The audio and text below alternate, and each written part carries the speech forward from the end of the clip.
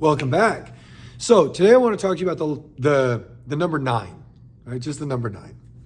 Now, what if I told you with absolute, I believed this 100%, that the only way mathematically ever in the world to get to the number 9 is to add 5 plus 4.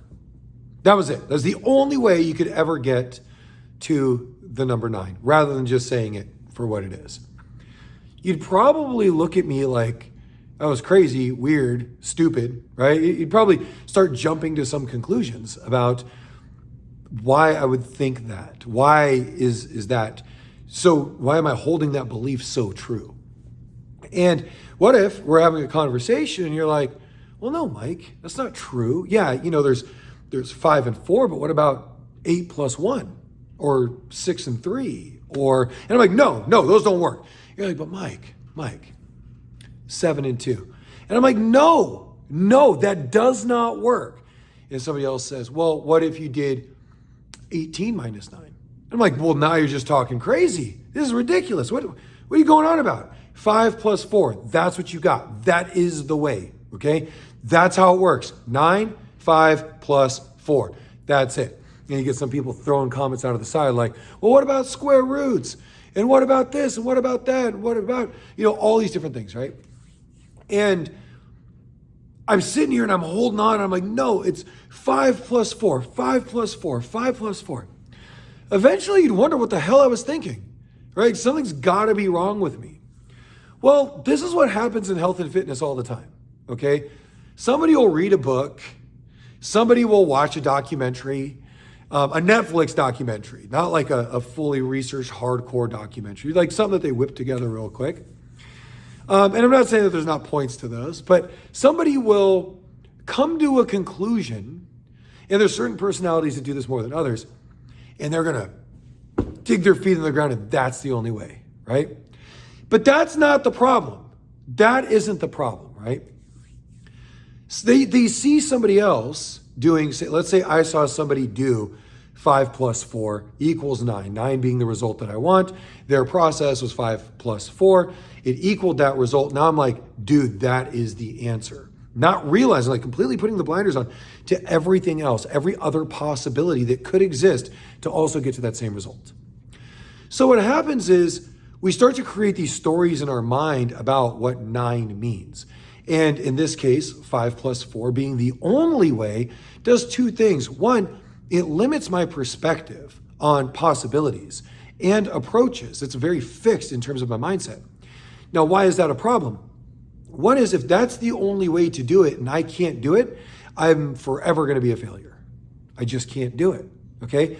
So if I read a book about something and let's say it's keto, right? Keto. And, Olympic lifting. Let's just say, for example, keto and Olympic lifting. And I'm like, that's the only way to do it. Look at this guy. This guy's jacked. This is the only way to do it. I got to do it this way. This is the only way to do it. Now, the fastest way for me to break that down is, are there other people that look like this person who is totally jacked and they're not keto and they're not doing Olympic lifting?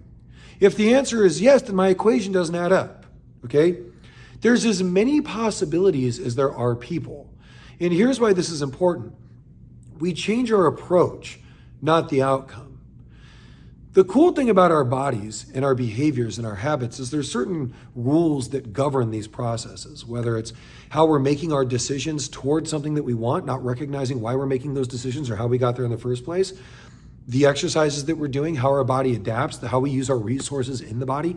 It's very cool. And that's why those things can be repeated. However, not everybody is starting at the same thing. Not everybody has the same diet. Not everybody has the same resources. There's so many variables. But if you look at people who have the result that you want, and you look at their variables, some of them are going to have more, some of them are going to have less, and some of them are going to be different, some of them are going to be the same.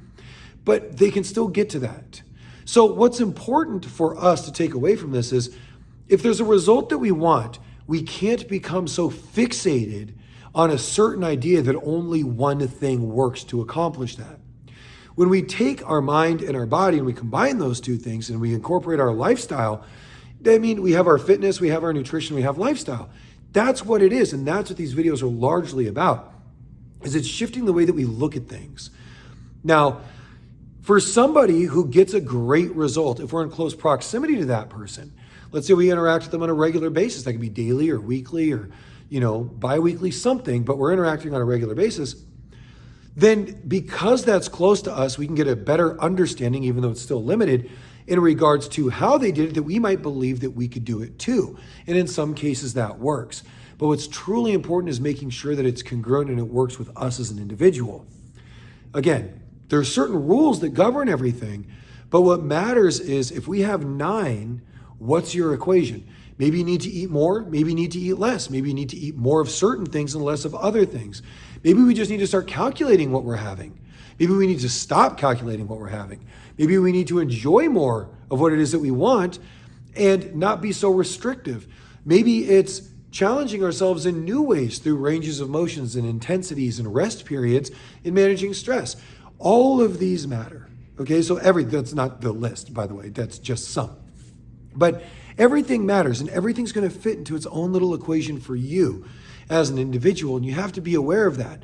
So, people will say it's 80-20, right? When it comes to weight loss, it's 80% nutrition and 20% exercise. We eat for weight loss, we exercise for health. We might hear people say abs are formed in the kitchen.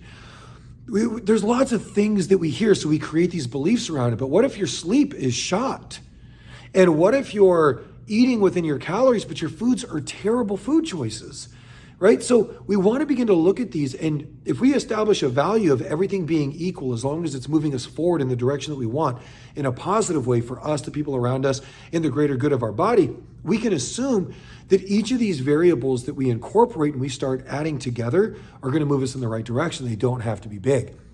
So when you start thinking about your 9, perhaps start to think about where do these beliefs and the truths that you hold true in order to get an outcome come from, or do you have some? And if you do, perhaps question them a little bit.